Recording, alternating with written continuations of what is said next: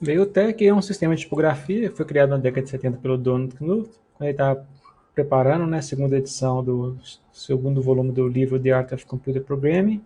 Na época, o primeiro volume ele tinha feito, né, na editora, usando determinados tipográficos, que tinha uma determinada, né, estética em padrão. E quando ele foi fazer o segundo volume, a editora, eu acho que tinha fechado, teve um problema, e não conseguiu, né, fazer da mesma formatação, do mesmo jeito que foi feito anterior. Ele resolveu então, né, criar o seu próprio sistema de tipografia, que foi o TeX.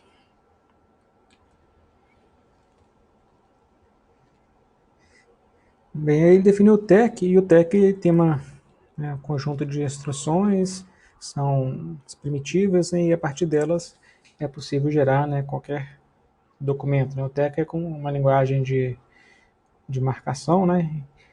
E ele é Turing completo, né? Então consegue gerar qualquer documento. E em 84, o LaTeX foi criado pelo Leslie Lamport, né? Que ele criou então uma série de macros para o TeX, de forma então que facilita a redação de documentos, né? Usando essas bibliotecas do LaTeX, ao invés de usar o TeX diretamente.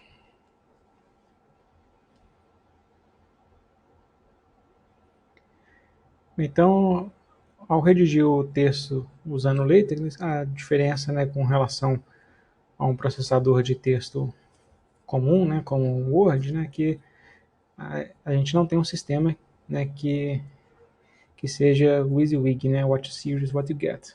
Então, não é um sistema que você vai vendo que você computar o documento e você vai apertando botões e procurando as coisas no menu e fazendo, né, inserindo os elementos e outras coisas, né, a partir de comandos, né, pelo menu.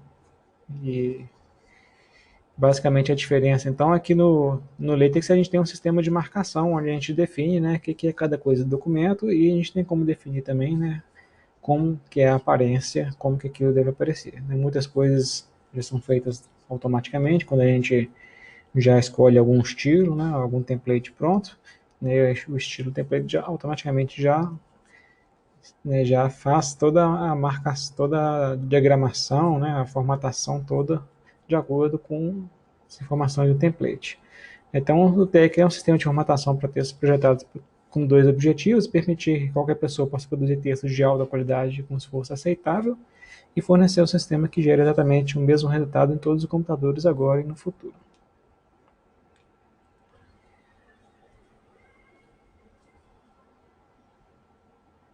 Bem, aqui a gente tem uma lista, né, de algumas das vantagens e por que a gente deve utilizar o LaTeX, né, pela portabilidade. Em qualquer sistema operacional você pode utilizar, né, ele é gratuito, né, ele é desenvolvido pela comunidade, ele é portável, o padrão dele é imutável, né, a partir da última versão, as versões do TeX, né, elas foram convergindo para o Pi, né, 3.14, 15, 29, etc. Então, chegou no momento, né, que o Donald congelou a versão, né, não tem mais atualizações, que a partir de então ela é imutável. É claro que existem outras, essas bibliotecas, né, que são utilizadas no LaTeX, né, que elas estão sendo continuamente desenvolvidas ainda, né, mas o TeX que está por baixo, que é os fundamentos, né, para gerar tudo, né, ele já está, né, estável numa versão já imutável. É flexível, né, a gente pode controlar como que a gente quer gerar o documento, né, a gente pode, ele tem a apresentação e elegância, né, os documentos têm uma qualidade bem superior, né, a gente pode trocar facilmente os estilos, as fórmulas matemáticas com altas qualidades, inclusive a notação matemática utilizada, né, no TeX também é utilizada em outros lugares, como por exemplo na Wikipedia, né, tabelas e figuras, a gente pode fazer também, a gente pode fazer as figuras dentro né, do próprio LaTeX também, existem pacotes que permitem que a gente gere os gráficos lá dentro mesmo. Ele é muito disseminado, principalmente no meio acadêmico, né, para a elaboração de artigos científicos, né, e teses e monografias. né, estabilidade, escalabilidade, permite que a gente faça documentos grandes, né, ou livros e compilados, né, de várias coisas e permite cabe que o documento não quebre, né, e não gere problemas que muitas vezes podem ser recorrentes com problema com documentos grandes, né. Armazenamento de longo prazo, os documentos são em texto, né, em ASCII ou TF-8, né, que são armazenados. A gente pode utilizar então software de controle de versão, como por exemplo o JIT. É fácil também modularizar e colaborar documentos com outras pessoas. Existem outras hoje ferramentas, né, que permitem a gente fazer isso online, como por exemplo o Overleaf, né, que é um editor online colaborativo, ou então isso pode ser feito também, né, a colaboração usando qualquer repositório JIT, por exemplo. Né. Facilidade de lidar de documentos complexos, né, documentos grandes, onde a gente vai ter também muitas bibliografias, índices, referências, né, então a gente vai ver que quanto maior o documento, mais complexo, passa a ser cada vez mais vantajoso utilizar o LaTeX pela elaboração do documento. Esse gráfico do John Cook, ele mostra a comparação, né, do que seria um programa como o Word, né, e o LaTeX, comparando aí, né, o esforço, né, o tempo para elaboração do documento de acordo com a complexidade e o tamanho do documento. Então, mostrando que quanto mais complexo o documento e maior, passa a ser cada vez mais vantajoso, né, a utilização do LaTeX. E também, né, vocês vão ver que a curva de aprendizado também, né, ela inicialmente ela é mais acentuada, né, ou mais devagar, na verdade, né. Então demora mais um pouco, né, para a gente começar a entender e principalmente algumas nuances mais difíceis. O LaTeX inicialmente tem essa dificuldade, mas depois que a barreira inicial é superada, vocês vão ver que começa a ficar simples, né, e cada vez mais vantajoso utilizar o LaTeX.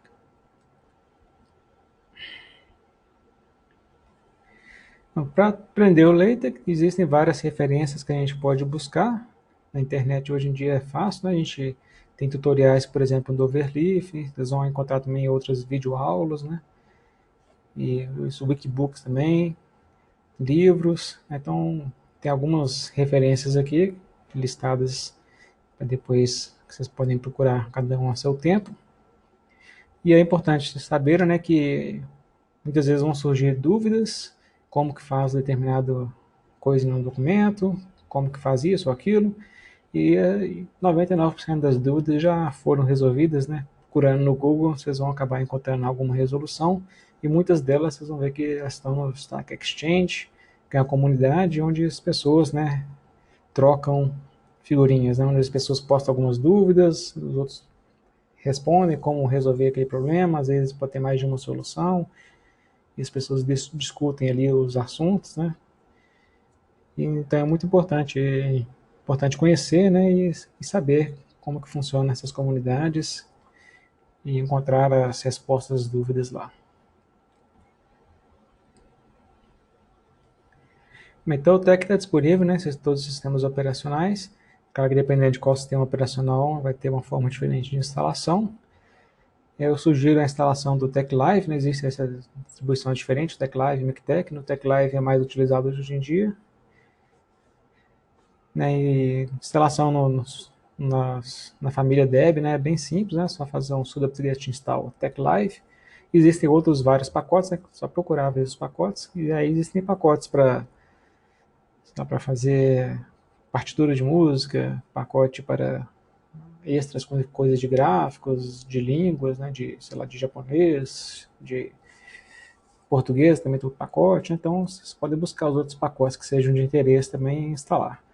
Outra forma de instalar, né, e no site, então esses que está aqui na transparência são os links, né, você pode ir lá no site oficial do TEC Live, né, ver como é a instalação para o seu sistema operacional e seguir os passos que estão descritos lá.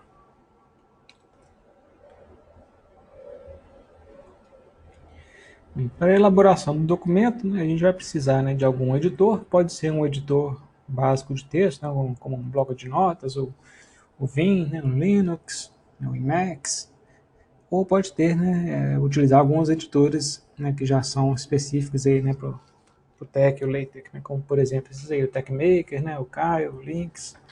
E você pode usar até editores online, como por exemplo o Overleaf, que aí até dispensa na etapa de instalação. Então, o TeX utiliza recursos tipográficos para melhorar a leitura e a aparência dos documentos. Então, alguns deles que ele utiliza é ligadura, o kerning, finalização, quebra de linha, justificação, quebra de parágrafos, controle de órfãos. O controle de órfãos é para controlar que não fiquem linhas, né, ou palavras perdidas, né, sozinhas no fim de uma página ou no início da próxima página. Isso. Essa transparência aí mostra o que é, né, a ligadura. Então, mostrando aí, né, que são a fonte ali sem ligadura na esquerda, né, na direita com ligadura. E embaixo mostrando a comparação, né, de como que é a ligadura no Word e como que é no LaTeX.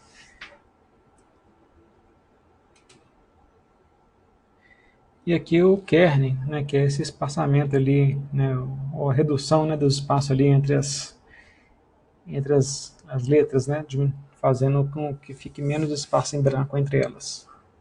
Então esse efeito de kerning, né, é utilizado, né, para melhorar a leitura.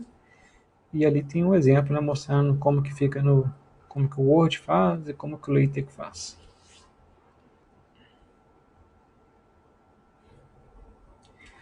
Então o TeX ele funciona, né, criando cada, né, letras e colocando elas como se fosse dentro de caixas, é como a tipografia antiga, né, funcionava, né, com os tipográficos, onde cada um deles, né, cada tipo tem uma determinada caixa para ele e cada conjunto também a gente pode juntar formando caixas e a gente tem os espaços entre eles, né, que eles chamam de color, né, glue, que ela pode ser esticada ou comprimida.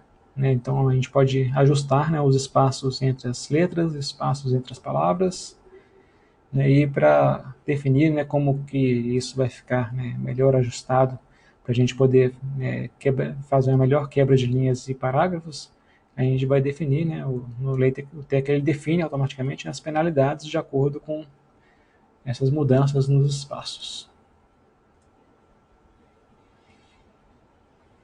Então nós temos aqui três exemplos. O primeiro, né, usando o método normal do TeX, né, como é que ele coloca os espaços entre as letras e palavras. E nos exemplos de baixo são exemplos onde a gente forçou, né, a diminuição dos espaços e no de baixo onde aumentou os espaços. Né, onde vê que como que esse tamanho dos espaços, né, como é que eles são importantes aí para facilitar a leitura, né, e para a estética do documento. Então nós temos aqui três exemplos. O primeiro, né, usando o método normal do TeX, né, como é que ele coloca os espaços entre as letras e palavras. E nos exemplos de baixo são exemplos onde a gente forçou, né, a diminuição dos espaços e no de baixo onde aumentou os espaços. Né, onde vê que como que esse tamanho dos espaços, né, como é que eles são importantes aí para facilitar a leitura, né, e para a estética do documento. Então essa tarefa de quebrar os parágrafos em linhas, né? Então se a gente considerar um parágrafo que tem N locais possíveis para realizar a quebra, então existem dois elevadamente possíveis formas de quebrá-los em linhas. Então esse é um problema NP completo e no TeX ele é resolvido utilizando essa programação dinâmica. Então o TeX faz isso automaticamente, para achar a melhor forma de realizar essas quebras. E quem tiver interesse, né, a descrição de como que isso funciona está nesse artigo aí.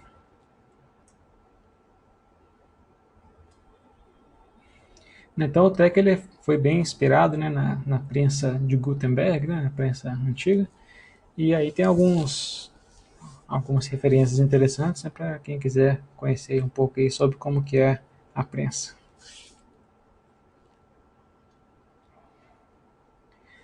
Então aqui a gente tem um exemplo simples, né, de um documento em TeX. Então na esquerda tem o código dele e na direita como que ele fica esse documento. Então a gente pode ver que a primeira linha, né, tem o document class, então a gente define qual que é a classe do documento. Existem algumas classes, né, que já padrão, né, que já vem com TeX, né, por exemplo, essa aí de artigo, article, né, tem a classe para livro, books, report, para relatório, etc. Aí depois do documento class, podem vir algumas coisas como, por exemplo, carregar pacotes. Então a segunda linha está carregando um pacote matemático, MS Math, e outras informações ali dessa região do cabeçalho ali do documento, onde a gente vai, a gente pode definir comandos, inserir outros pacotes, definir alguns variáveis, fazer isso tudo nesse cabeçalho.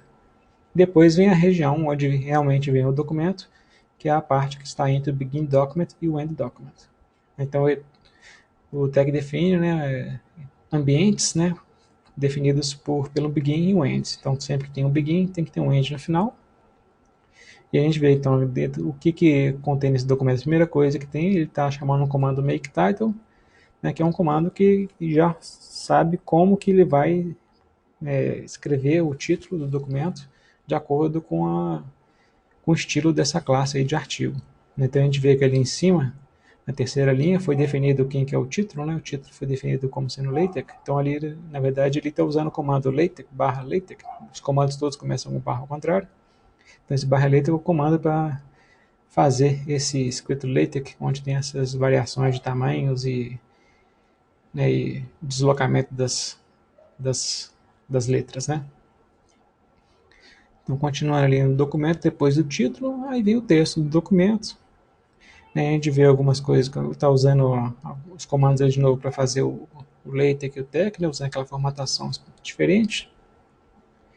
E depois a gente vê que tem ali uma outro ambiente, que é o align, para poder fazer essa equação, onde é uma equação onde a gente tem um alinhamento ali pelo sinal de igual. Então, a gente está alinhando a equação de cima e de baixo pelo sinal de igual. Existem outros ambientes para equação, como equation. Depois vamos ver mais adiante. Quando a gente faz um documento no LaTeX, a gente vai usualmente utilizar o arquivo tex, que é onde a gente vai redigir o nosso documento. Pode ser às vezes até mais de um arquivo, que a gente pode incluir um no outro. E o outro arquivo de bibliografia é o arquivo bib. Então são esses dois basicamente que se utiliza no dia a dia. Existem também esses outros arquivos, CLS e STY, que são arquivos de classe e de estilo, ou de pacote.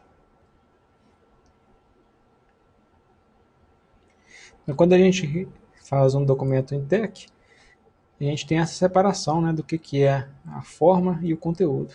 Isso ficou bem claro naquele exemplo anterior, onde a gente viu que a gente definiu quem que era o título do texto, redigiu, colocou como que era o primeiro parágrafo, aquela equação, mas a gente não definiu como que o título vai aparecer, em que tamanho, qual posição, qual fonte, qual espaçamento, a gente não definiu nada disso, porque tudo foi definido pela classe, no caso lá, aquela classe do artigo. Então a gente não precisa preocupar com a forma quando está redigindo um documento, a gente preocupa com o conteúdo, especificamente, e deixa a preocupação da forma para quem criou o template. Claro que se você vai criar um template diferente, aí você vai preocupar com a forma, mas se vai utilizar um template, vamos supor, de uma revista, então o padrão já está definido, a forma como é que é, basta então utilizar aquele template que o seu documento vai ficar na forma correta daquele padrão da revista. É importante saber que para o TeX vários espaços em branco é a mesma coisa que um espaço em branco, e várias linhas em branco é a mesma coisa que uma linha em branco. Então as separações das palavras são por espaços em branco e as separações de parágrafos são por linhas em branco. Existem alguns caracteres que são reservados, Então são esses aí que você não pode utilizar eles diretamente. Se você quiser colocar eles caractere no texto, você tem que preceder eles com barra ao contrário, como está mostrando embaixo. Eles são reservados, por exemplo, porque o cifrão, por exemplo, para equação, o porcento para fazer comentários, então eles têm um determinado significado ali na linguagem. É claro que se você quiser colocar um porcento no seu texto, aí você tem que colocar barra porcento, Você tem que escapar, fazer o escape do caractere. O documento a gente pode fazer a separação deles em diferentes partes, né, como usando, aí dependendo de qual classe que a gente está utilizando, né, vai ter partes diferentes, né? Se for um livro, por exemplo, tem parte, tem chapter, capítulo, né? Se for um artigo, vai ter seções, subseção. Então depende de qual classe está sendo utilizada. Então, toda vez que eu vou definir, por exemplo, uma seção, né, eu uso barra section e entre chaves eu coloco o nome da seção. Se for capítulo, uma coisa, na barra chapter e entre chaves o nome do capítulo.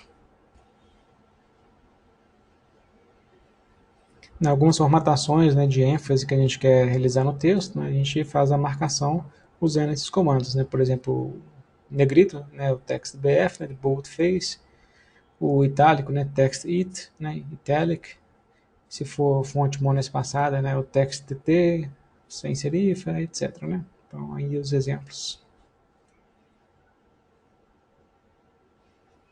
Se a gente quiser mudar em alguma parte do texto o tamanho da fonte, a gente usa, né, faz a mudança relativa ao tamanho da fonte normal do documento. Né? Normal size é a fonte normal, né, que é utilizada no documento se a gente não fizer nenhuma alteração. É isso. E aí, a partir dela, né, a partir desse relativo a esse tamanho normal, a gente tem o tamanho menor, né, o small, footnote size, né, que é o tamanho de nota de rodapé, script size, tiny, que é o menor de todos. E aumentando, né, large, large, large, huge, huge.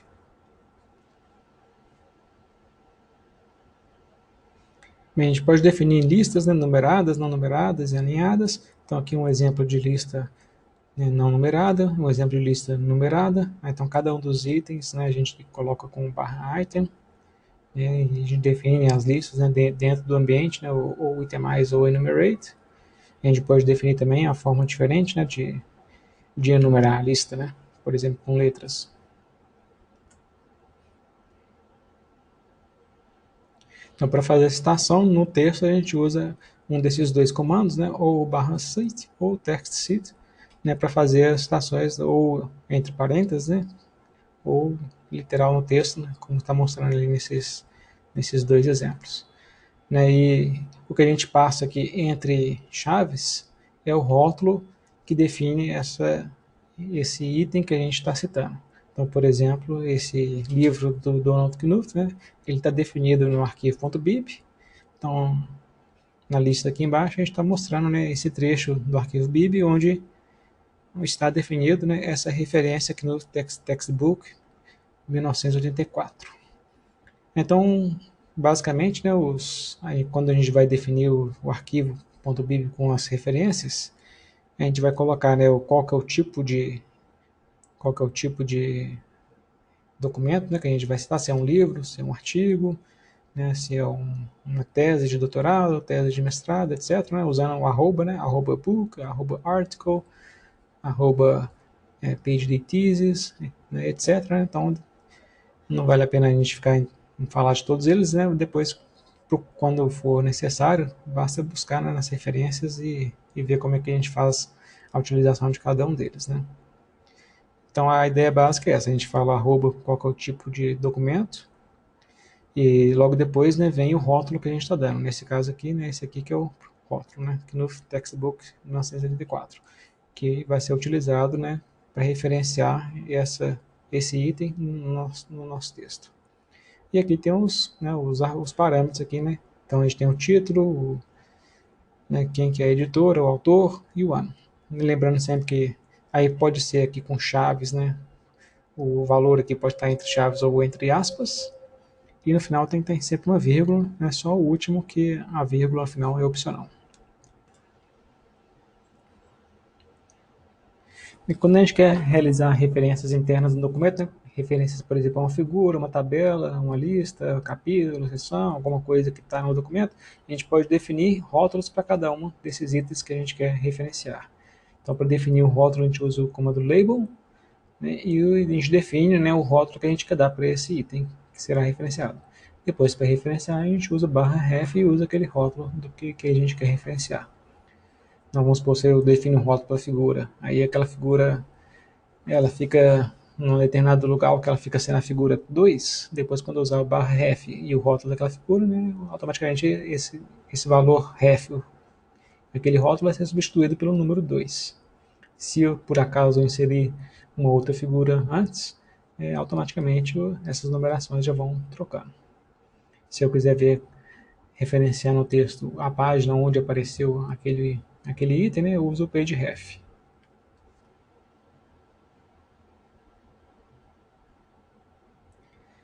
Bem, tem aqui alguns exemplos de equações, né, como é que a gente define equações definidas no corpo, no meio do parágrafo, nas linhas, ou equações separadas de documentos. Então tem aqui alguns exemplos, acho que à medida que vocês forem, né, trabalhando, vocês vão vendo os exemplos e aprendendo como fazer as equações e resolvendo as dúvidas, né? Não tem tanto mistério.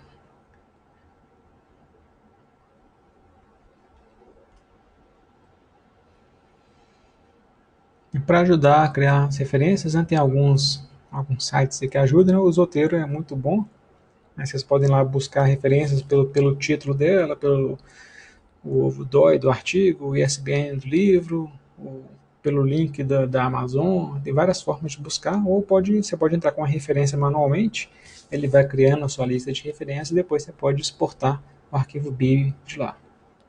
E existem outros aí também, exemplos aí de onde você pode buscar as referências, né, os BIBs. Então, mais uma vez, voltar aqui nessas referências, nesses links, que é importante que vocês deem uma olhada nesses tutoriais e livros e comecem a fazer e redigir documentos usando TEC, porque, né, é com a prática que vai aprendendo, né? Assim como com uma linguagem de programação, assim como cozinhar, né? É só com a prática que a gente aprende.